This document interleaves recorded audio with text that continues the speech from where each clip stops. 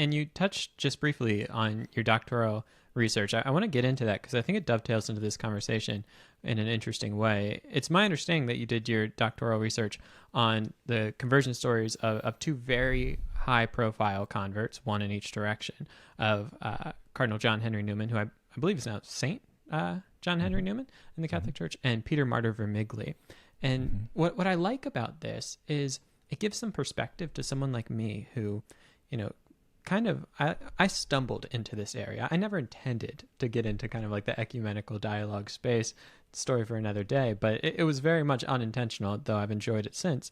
But I think a lot of people, when they find themselves in this space, it feels like, whoa, like this is this crazy phenomenon that's going on today. So many Protestants are becoming Catholic, and it might feel unique. We might not have much historical perspective on this. We might also not have even just very good global perspective on the fact that people are going in both directions.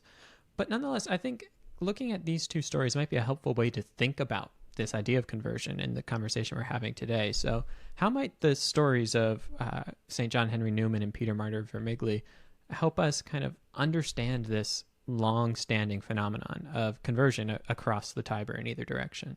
Yeah, they are helpful case studies. So my research at the London School of Theology was concerned with the doctrine of justification in those two figures.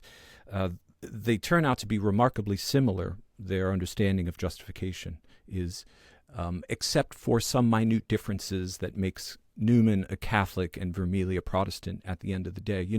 So what can we learn from that in our discussion about justification at present? But look closely at their history, and in both instances, there was a discernible push and pull.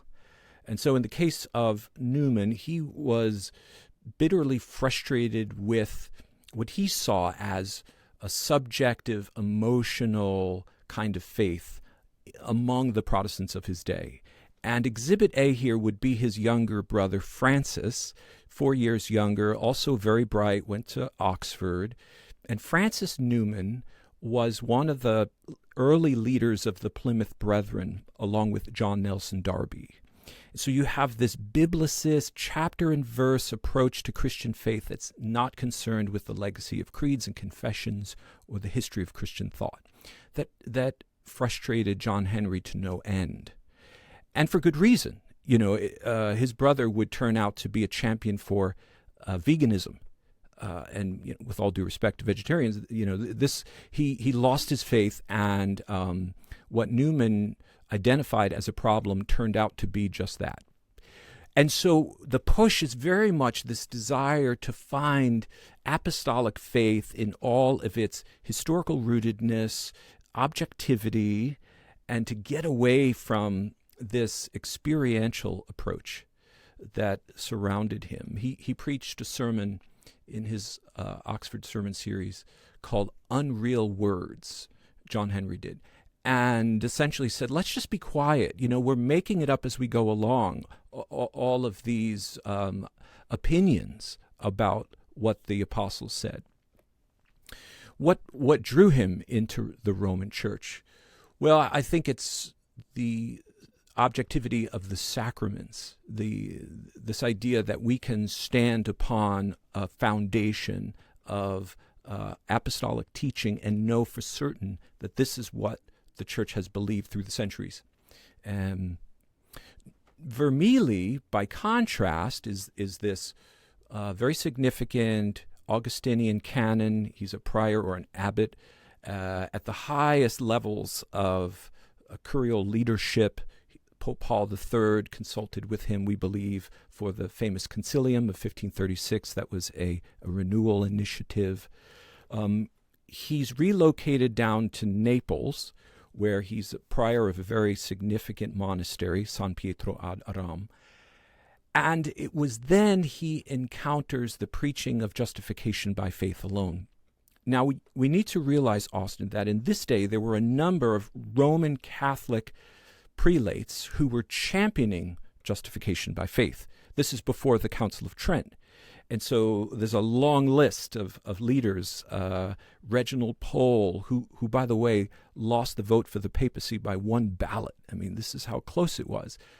Giovanni Morone, Gasparo Cantarini. These names mean nothing to us now, but these were the movers and shakers of the Roman Catholic Church in that day. And they were very enthusiastic about this idea that my acceptance is not grounded in what I do. It is rather the attribution of Christ's perfection, what we would call imputation. So Vermigli encounters that in Naples, and he's arriving 1537, 1538. This is right after the famous Lenten series by the Capuchin preacher Bernardino Ochino. He was sort of the George Whitefield of his day. And Ochino at that time was not only reading Romans, but he was also reading some of the Northern Reformers and had imbibed this emphasis.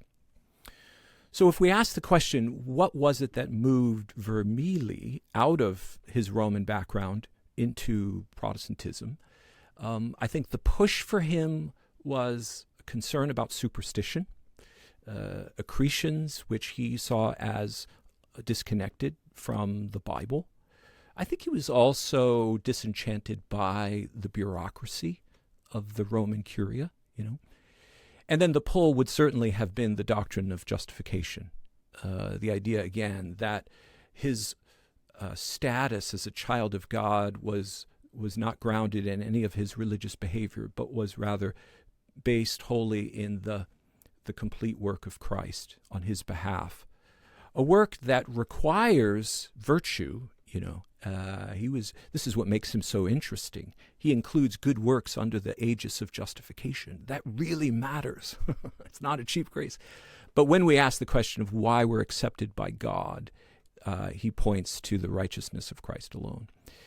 And that's how it is today. For all of the differences of culture between the 16th century Peter Martyr and the 19th century Newman, I think that's how it tends to work.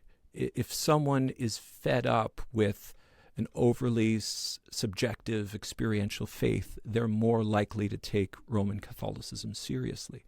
Conversely, if they're looking for a biblically chaste Christianity that has personal relationship with Christ at the leading edge, well then, they're more likely to move in a Protestant direction.